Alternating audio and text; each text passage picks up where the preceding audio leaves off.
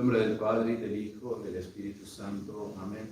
Estamos celebrando hoy como misa votiva la continuación de la fiesta de San Pío X, que comenzamos ayer, y ayer habíamos hablado de los errores filosóficos de los modernistas, así como fueron explicados por San Pío X en su encíclica Pascendi. Pero estos errores no se entenderían del todo si no dijéramos que fueron introducidos en la Iglesia por la judeo-masonería. Judíos que no van a dejar de insistir en su maldad y en su continuo ataque a la Iglesia desde todos los puntos, pero principalmente desde su interior. Es decir, que hay en el interior de la Iglesia actualmente judíos masónicos que intentan destruir por completo, erradicar por completo la Iglesia católica. Ese es el objetivo. Y lo hacen principalmente a través de dos puntos críticos importantes, con los cuales a ustedes les servirá para darse cuenta por dónde va la verdad. Lo que verdaderamente persiguen estos judeos masones es la destrucción de la Iglesia, hasta llegar a matar a los dos testigos y a San Juan cuando ellos aparezcan, y cuando se muestre realmente el anticristo que ya reina sobre el mundo, pero no de forma visible. Pero sabemos muy bien que después de esto, porque nos dice el Apocalipsis, ocurrirá la conversión de los judíos, quienes junto con nosotros contemplarán la venida de nuestro Señor Jesucristo. Jesucristo les había dicho: no os volveréis a ver hasta que digáis: bendito el que viene en nombre del Señor. Por eso necesitan los pasajes para decir que va a haber judíos convertidos que dirán eso cuando aparezca nuestro Señor Jesucristo. En realidad, el modernismo, del cual hablamos ayer extensamente, y esto lo tendría que haber dicho ayer, pero por motivo de tiempo obviamente tuve que hacerlo más corto, es el último intento de la judeo-masonería en contra de la Iglesia Católica. ¿Y por qué es el último? Porque estamos en los últimos tiempos, y eso es muy evidente por todos los signos que hay. Principalmente no tanto los signos externos como guerras, digamos, extremos climáticos, etc., sino por ver con claridad esta infiltración que aún seguimos padeciendo los verdaderos católicos dentro de la Iglesia por parte de los judíos. Esos son los últimos tiempos, realmente. Son los verdaderos signos, o los signos más importantes, por así decir. Y dije entonces, ¿por qué es el último intento del modernismo? Y porque ya no le quedan más cartas que jugar. El primer intento de daño interno a la Iglesia por parte de esta judeo-masonería se basa en los orígenes de la Iglesia. Nos remontamos a los primeros tiempos, los primeros años, en la acusación que concierne al primer papa, a San Pedro mismo. De eso estoy hablando ahora. San Pedro fue amonestado por San Pablo por haber puesto en peligro la sana doctrina. Esto es lo que dice el modernismo. Y esto lo podemos cotejar con la Epístola a los Gálatas, capítulo 2. Vuelvo a repetir, el modernismo dice que San Pablo amonesta a San Pedro por haber puesto en peligro la sana doctrina. ¿Es realmente verdad esto? ¿No pudo haber San Pedro, siendo el primer papa, el elegido de Jesucristo, a quien se le hacen las promesas, haber puesto en peligro la sana doctrina? Desde el comienzo del cristianismo, ciertos falsos hermanos intentaron judaizar la Iglesia, y lo han logrado hoy en estos tiempos. iglesia se ha convertido en judaica. Falsos hermanos se habían introducido por sorpresa en la iglesia y se habían deslizado furtivamente entre nosotros para observar la libertad que tenemos en Jesucristo y para reducirnos a servidumbre, dice San Pablo, sujetándonos de nuevo al yugo de las prescripciones legales judaicas. Ese era el problema en ese momento, que estos falsos hermanos querían que los cristianos de origen gentil siguieran los ritos y costumbres judaicos que ya estaban abolidos ciertamente porque estábamos ya en la Iglesia Católica. Estos falsos hermanos exigieron a los paganos, a los gentiles, convertidos al cristianismo, que observaran también las prescripciones de la ley del Antiguo Testamento, la de Moisés y todas las leyes que de él se derivaron. En el Concilio de Jerusalén, San Pedro dijo que no era necesario obligar a los paganos a esta observancia. No era necesario hacer que los paganos se circuncidaran, por ejemplo, y que pasaran por todos los ritos mosaicos. Los participantes del concilio se ajustaron a la opinión del primer papa, y esto lo podemos leer en el libro El Hechos de los Apóstoles, capítulo 15, y en Gálatas, capítulo 2. Es decir, se ajustan a la opinión del primer papa, las directivas del primer papa. Obedecen ciegamente la mente del primer papa, que es San Pedro. San Pedro deja Jerusalén para ir a Antioquía. Él no observaba más las prescripciones legales del judaísmo, eso es claro. Pero un tiempo después, estando él en Antioquía, arribaron a Antioquía cristianos de origen judío que venían a Jerusalén, que practicaban todavía la ley antigua. De resultas, San Pedro come con ellos a la manera judía, para no ofenderlos. Y esto le valió una censura de parte de San Pablo. Vuelvo a repetir, San Pedro come con ellos para no ofenderlos, pero no porque estuviera a favor o volviera un paso atrás a la doctrina judaica. No. Simplemente fue una cuestión de cortesía, de no ofender. San Pablo mismo relata en su epístola a los Gálatas cómo se desarrolla el incidente de Antioquía. Y citamos esta epístola agregando algunos paréntesis nuestros para explicar, para que se entienda mejor. Cuando Kefas, es decir, San Pedro, vino a Antioquía, cuenta San Pablo dice, yo le resistí en cara, porque él era reprensible. O sea, San Pablo le dice a San Pedro, al Papa, que era reprensible. Y de esto se sirven los modernistas hoy para decir que Pedro había caído, que había sido amonestado por Pablo, que había caído en herejía, etc. Pues antes que algunas gentes, es decir, antes que algunos cristianos de origen judío que practicaban todavía las prescripciones judaicas del entorno de Santiago, es decir, del obispo de Jerusalén, hubieran arribado a Antioquía, él comía indiferentemente toda suerte de viandas con los gentiles convertidos. Como San Pablo ya no practicaba más el judaísmo, comía, como se le había dado la orden en el libro de los Hechos, de todo, por ejemplo, de cerdo, que estaba prohibido antes en el Antiguo Testamento.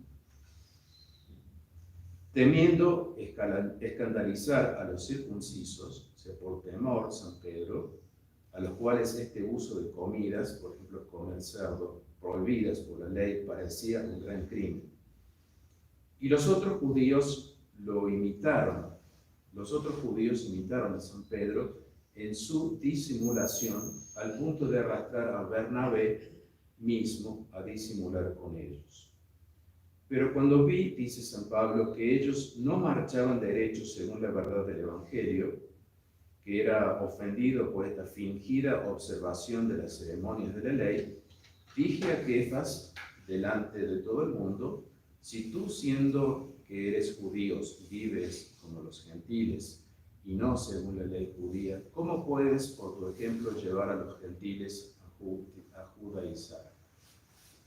El hombre no se justifica por las palabras, por las obras de la ley antigua, sino solamente por la fe en Jesucristo. Es decir, San Pablo le amonesta a San Pedro que por qué había vuelto a las leyes del Antiguo Testamento, lo cual suena a una herejía. Destacamos en principio que San Pedro no enseña que haya que judaizar, no dice San Pedro eso, sino que tuvo simplemente un comportamiento en este sentido. San Pablo dice, no marchaba según el Evangelio, no dice por el contrario que no enseñaba según el Evangelio. Por lo tanto, la doctrina de San Pedro era intacta, toda la doctrina del Evangelio, y simplemente hizo una concesión a los judíos, a los de origen judío, para no escandalizarlos. Esto lo subraya ya en el siglo III el escritor eclesiástico Tertuliano. Dice, San Pedro cometió allí un error de procedimiento, un error de comportamiento, pensando hacer el bien, ciertamente, y no un error de doctrina, que es eso en lo cual consiste el dogma de la infalibilidad de Pedro, del Papa, en no caer en un error de doctrina. Por otra parte, fue por miedo de escandalizar a los cristianos de origen judío que él actuó así, como lo prueba la expresión por temor. La palabra disimulación indica que él no mostraba su verdadera convicción de ser ortodoxo. Bien, entonces, para dejar bien en claro este tema, porque los modernistas lo usan hoy, sacerdotes de la tradición usan este argumento para decir que San Pedro cayó en herejía, cuando en realidad nunca cayó en herejía, sino que simplemente fue un error de procedimiento. Hay otra misa arriba, por eso escuchan unas campanitas. Bien, esto es muy importante tenerlo en claro, porque les van a decir San Pedro cayó en herejía. ¿Y por qué dicen que San Pedro cayó en herejía? Para justificar precisamente a los papas del Antiguo. Si San Pedro cayó en herejía, ¿por qué no Juan Pablo II puede caer en herejía y ser verdadero papa? Ese es el argumento. Y este argumento no viene tanto de los sacerdotes, sino lamentablemente de la ceguera de estos sacerdotes y no entender que viene de algo más profundo todavía, que es la judeo-masonería, que es aquella institución que intenta desvirtuar los dogmas de la Iglesia, para que caigamos en la falacia, para que nos desviemos de la verdadera fe y no nos salvemos. Bien, por eso digo, hoy el modernismo se sirve de este episodio de Antioquía para desprestigiar a San Pedro diciendo que cayó en herejía y usándolo, porque usan San Pedro lamentablemente, como ejemplo para justificar el daño que están haciendo a la Iglesia. En realidad lo de San Pedro solo fue un error de procedimiento, como ya dije, y no de herejía, es decir, de falsa doctrina. Entonces, hay en el modernismo un mal espíritu que a toda costa quiere hacer creer que un papa puede caer en herejía para justificar precisamente el Vaticano II. De esta manera se va en contra del dogma de la infalibilidad. Hoy el dogma más atacado y dentro del seno de la Iglesia y por sacerdotes tradicionalistas es el dogma de la infalibilidad. Y eso nos puede costar caro a nosotros.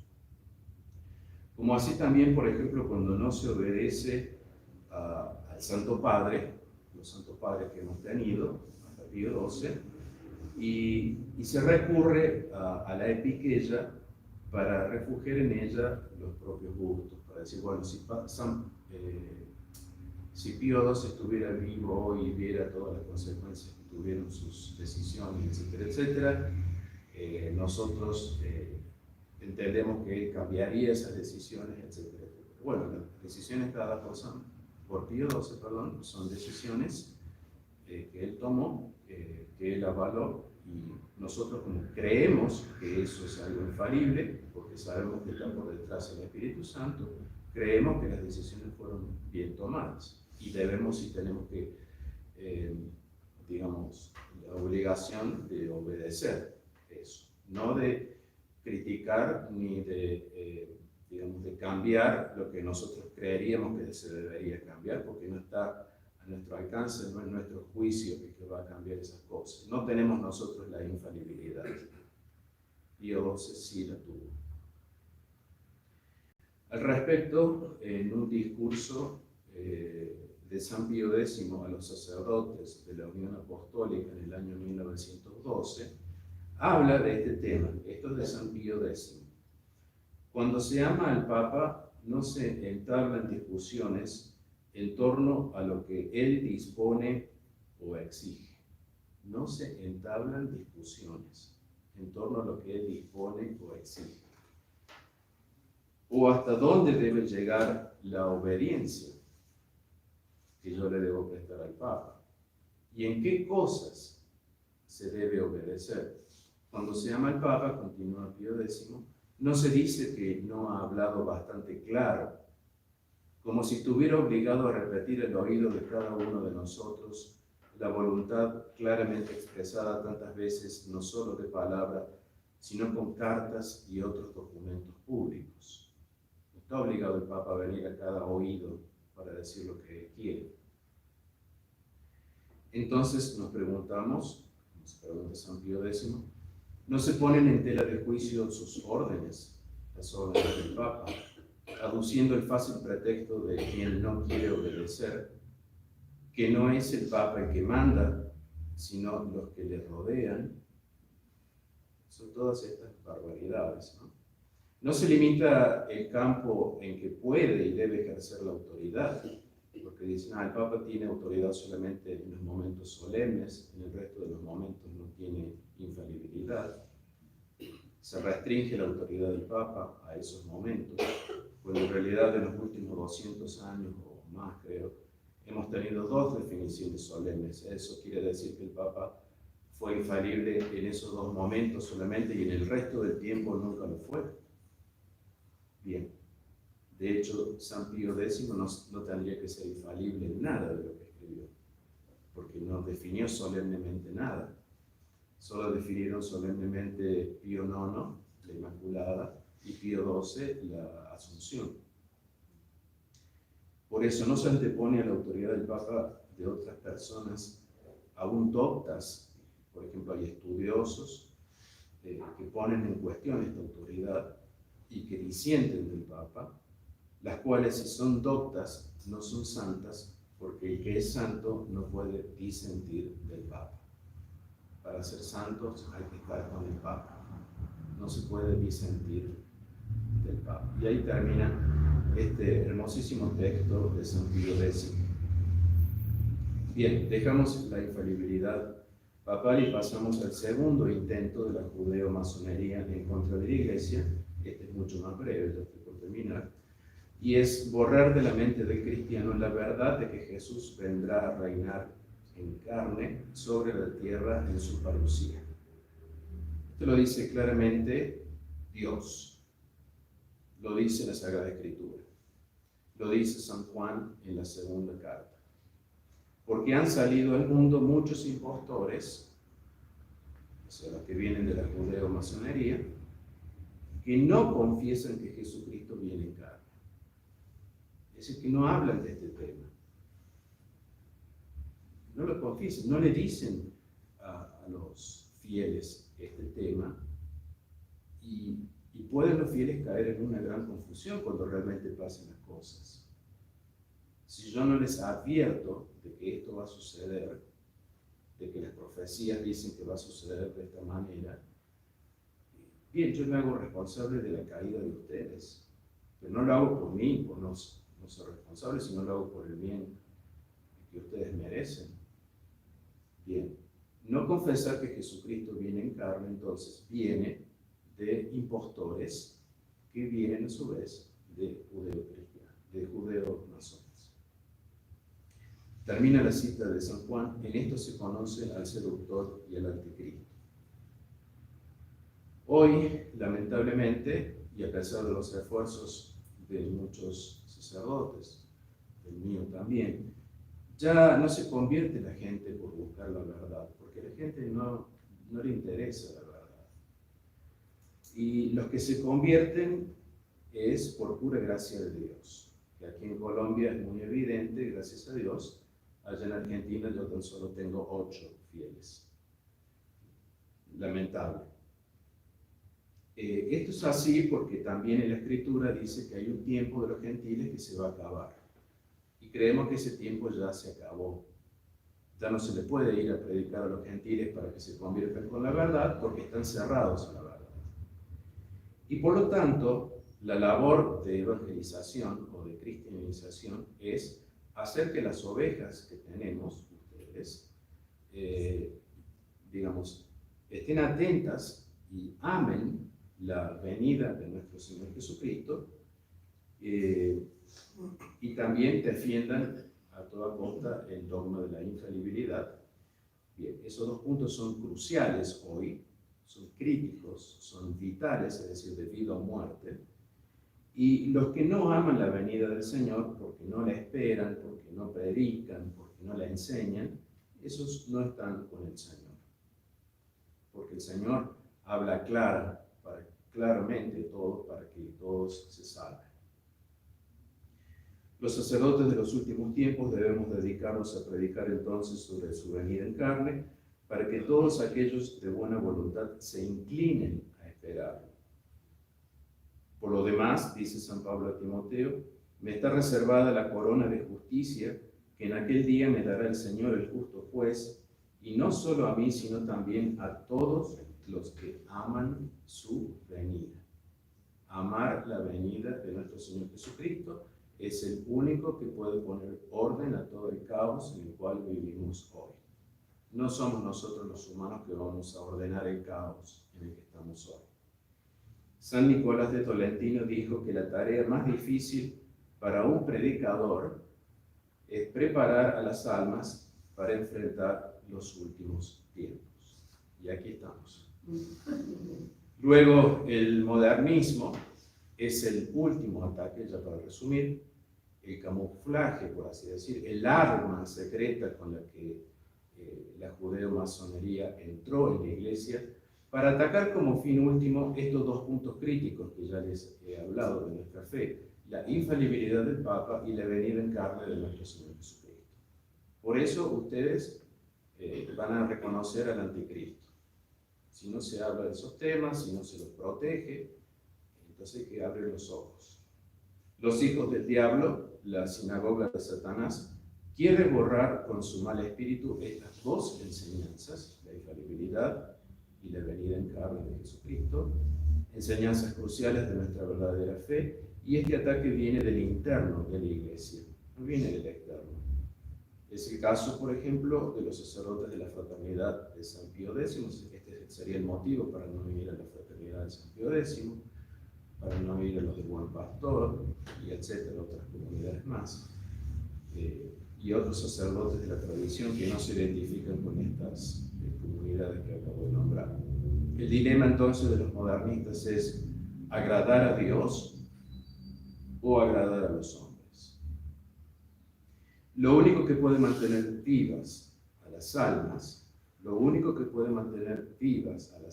es decir, no morir a la verdadera fe, en este tiempo tan horrendo que estamos viviendo, es el mensaje del Apocalipsis, el fin último del libro del Apocalipsis y sus últimas palabras, ven Señor, no tardes. Y no nos cansaremos de repetir esta verdad.